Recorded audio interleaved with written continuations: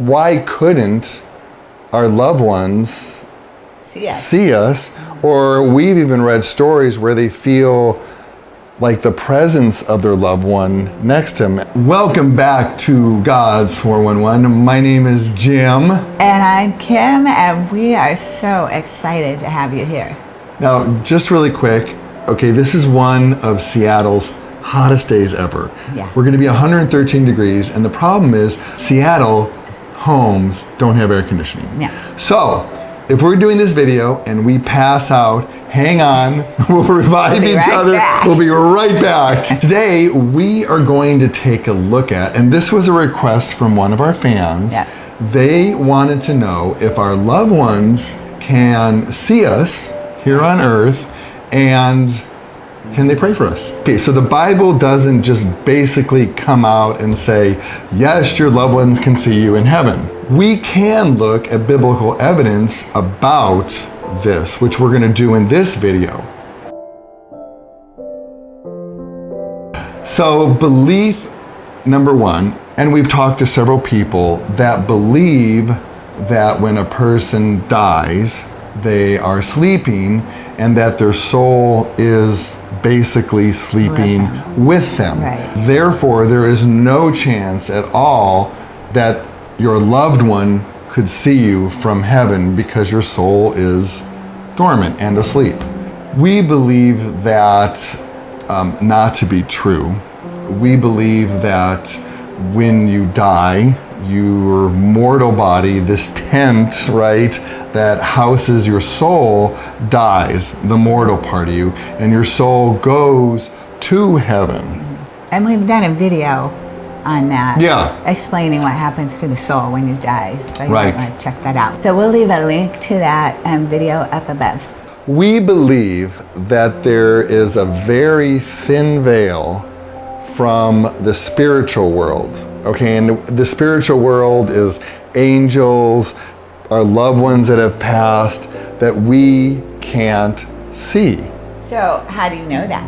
Well, it's really neat because, again, like we said in the beginning of the video, we look for evidence. And the Bible actually has a lot of references and a lot of evidence that even though we can't see this, the angels and the demons and our loved ones around us, it's going on. So let's take a look at some of these biblical stories to give you guys evidence that there is this big unseen world that is just happening all around us. Yeah.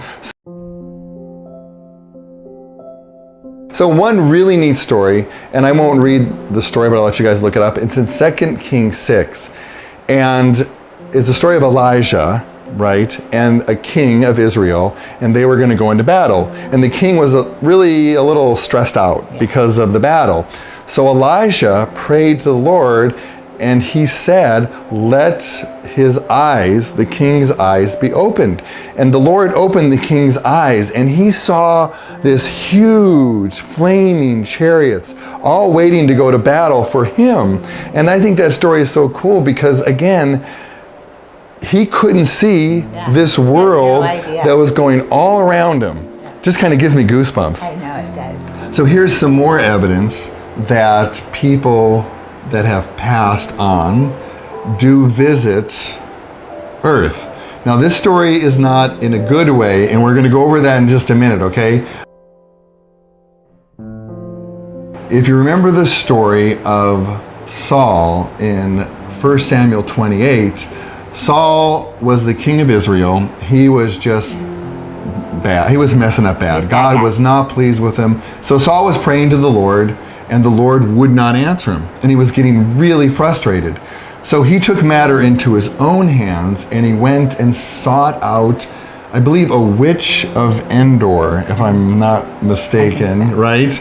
And he inquired of this witch to summon up Samuel. Now Samuel was the one who anointed him king, and he wanted his advice. And the witch brought the Samuel back to earth. Now, but you got to realize that God allowed all of this, okay? The witch doesn't have more power than God, and God could have not allowed this, but God did allow this.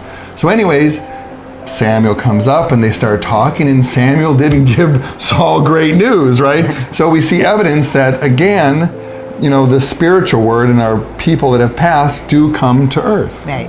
But Okay, but there's a big but, guys, okay? what we don't want to do is we don't want to do this, because Huge no-no. asking witches or mediums or Spiritualists. any of those crystal balls people, you do Necromanders, not, I think what do they're you called. call them?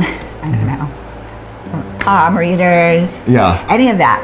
Those are big no-nos Strictly forbidden. in the Bible. And I believe that is in Deuteronomy 18:10. It is really forbidden. Don't go there. Don't do We, that. the people that have passed, we miss them, but we don't want to try to go to other, like Kim was saying, spirituals, mediums, sorcerers, to call them back. Then you start to deal with the demonic side. Yep. Okay? You do Enough not said want- about that, right? Yeah, you don't want any part of Satan having any kind of foothold in your life. Yeah. Which is Ephesians 4:27. Thank you. At least you said it right this time. So the last one we're going to talk about is the mountain of transfiguration, which is in Matthew 17. And this proves how people in heaven can just appear on earth. I mean, there's evidence that people in heaven can just appear on earth. And if you remember the story, Jesus was on the mountain and he was joined by Moses and Elijah, and they were talking on this mountain. So what we see, if it's God's will that people in heaven can be transported or go to earth at God's will. You know what? I have a saying from John Piper. Would you like me to read that? I would love for you to read that. It's from the great John Piper. God will give the saints whatever measure of knowledge they need for the greatest experience of happiness in God. Okay. If they need to know something for their fullest experience of joy in God, they will know it.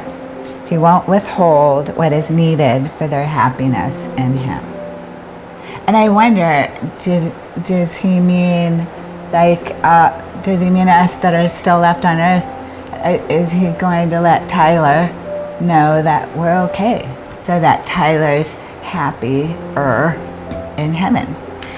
Again, it's hard because I don't think we're really not told a whole bunch about the afterlife. But I agree with him. I mean, so say that you're in heaven, and I don't know how much knowledge that the person in heaven knows about their loved ones back on earth. But I can totally see if you passed away, and so you're going to be talking to God or talking to Jesus, and you can say, I just want to know if Jim's doing okay. I mean, I don't think Jesus would say, no, I'm not going to let you know that.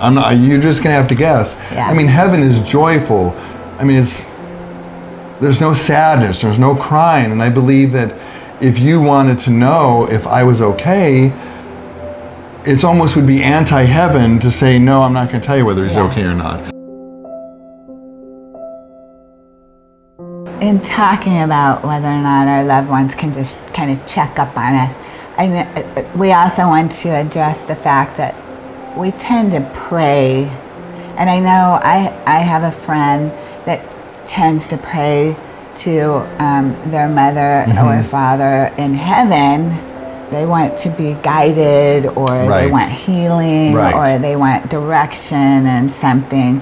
And we have to remember that, it's okay to say, hey, how you doing? I love you. You can talk to him. I think it's okay to talk to him.